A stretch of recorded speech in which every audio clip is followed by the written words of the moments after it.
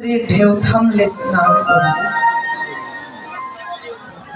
সমুদ্রের ঢেউ কোনোদিন থামবার নয়, জীবনে তার স্নান করাও হবে।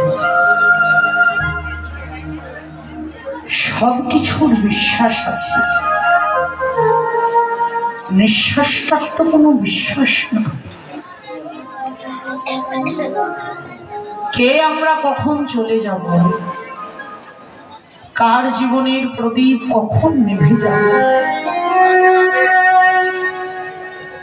সেটা তো আমার গোবিন্দ ছাড়া কেউ জানে। আজকে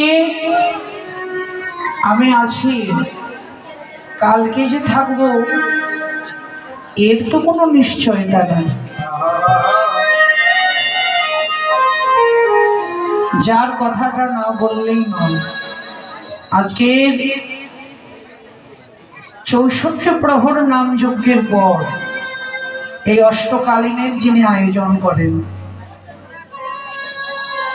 আমাদের শ্রদ্ধা ভাজন দাদা স্বপন বাবু, তার যে সহধর্মিনী, গতবারে এখানে বসে তিনি হরিনাম অষ্টকালীন শ্রবণ করেছেন, কিন্তু আজকে আর তিনি আমাদের মাঝে নেই। এটাই পৃথিবীর নিয়ম। আজকে আমি আছি, কালকে যে থাকবো এর তো কোনো নিশ্চয়তা না। সব কিছুর বিশ্বাস আছে, নিঃশ্বাসটার তো কোনো বিশ্বাস না। কে আমরা কখন চলে যাব, কার জীবনের প্রদীপ কখন নিভে যাবে, সেটা ভগবান ছাড়া কেউ জানে না।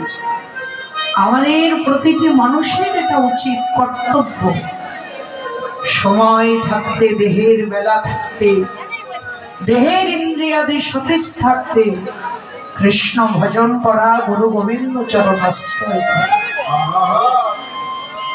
যাই হোক, আজকের অষ্টকালীন লীলা কীর্তনের যিনি